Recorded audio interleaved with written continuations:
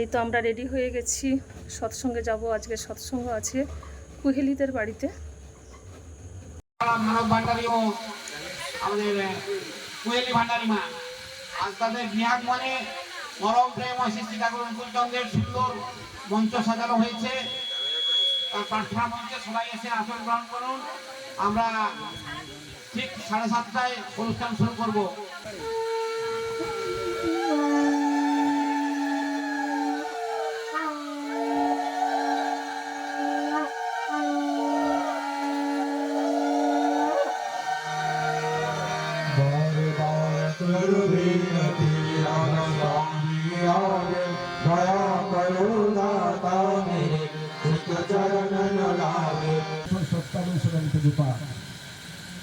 যদি সাধনায় উন্নতি লাভ করতে চাও তবে কপটতা ত্যাগ করো।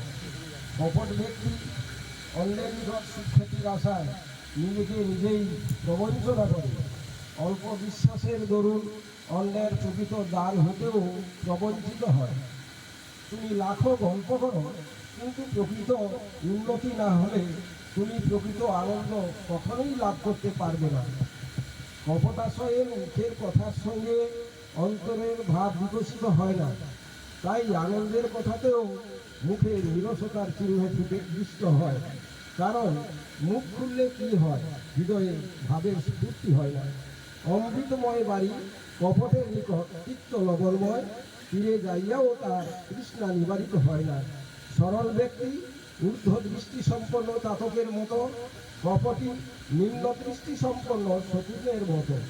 ছোট হোক কিন্তু লক্ষ্য উচ্চ হোক। বড় এবং উচ্চ হয়ে নিম্ন দৃষ্টি সম্পন্ন শকুনের মতো হওয়ায় লাভ কি? কপট হয়েও না, নিজে ঠকো না, আর অপরকে ঠকিও না। জয় গুরু।